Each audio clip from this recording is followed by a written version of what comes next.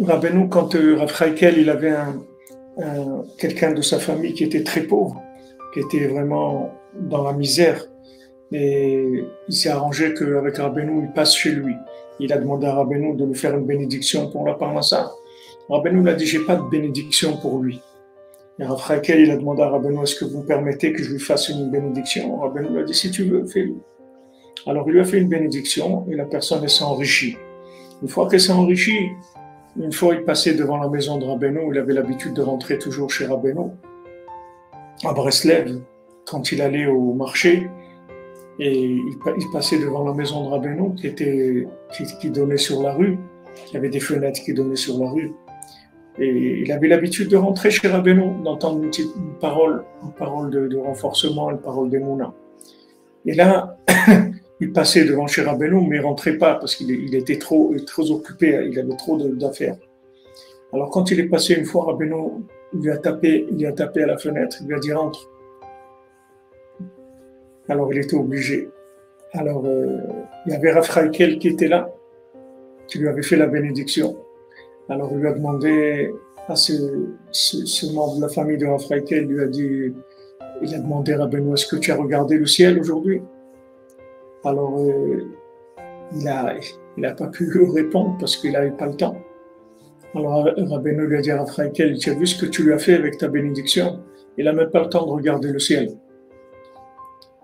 Donc c'est pas toute bénédiction qui est une bénédiction. La bénédiction, c'est quand maintenant qu'est-ce que c'est une bénédiction? C'est un boostage de la connexion avec Hachem. C'est ça une bénédiction. Qu'est-ce que c'est une bénédiction? C'est quand vous augmentez la bande passante dans la connexion avec Hachem. Ça s'appelle une bénédiction. Mais sinon, qu'est-ce que c'est une bénédiction? D'avoir plus, et que ce plus-là, il éloigne la personne d'Hachem. Qu'est-ce qui va lui rester de ça? Dans quelques années, elle va mourir. Qu'est-ce qu'elle va faire avec ça? Il ne sait pas faire avec ça. Donc elle s'est fait avoir complètement. Donc quand Rabbeinu l'a dit, j'ai pas de bénédiction pour lui, ça ne veut pas dire qu'il ne veut pas le bénir. Ça veut dire que Rabbeinu sait que c'est comme ça qu'il est bien. Et que si maintenant, Rabbeinu, il lui fait une bénédiction pour qu'il ait de l'argent, il va oublier Hachem. Il ne veut pas qu'il oublie Hachem. Donc il a dit, j'ai pas de bénédiction pour lui. Maintenant, comment Rav Chaïkel, il a osé devant Rabbeinu faire une chose pareille? Ça, on ne sait pas dans quel niveau il vivait, etc. C'était des tzadikim. Je ne sais pas comment il gérait cette façon-là d'agir, que le tzadik lui-même, il dit, j'ai pas de bénédiction pour lui, et que lui, il insiste et il fasse une bénédiction quand même. Mais en tout cas, il lui a détruit sa vie. Il lui a fait une bénédiction, soi-disant. Il lui a détruit sa vie. Le seul qui peut bénir, c'est celui qui sait exactement ce dont vous avez besoin pour vous rapprocher d'Hachem.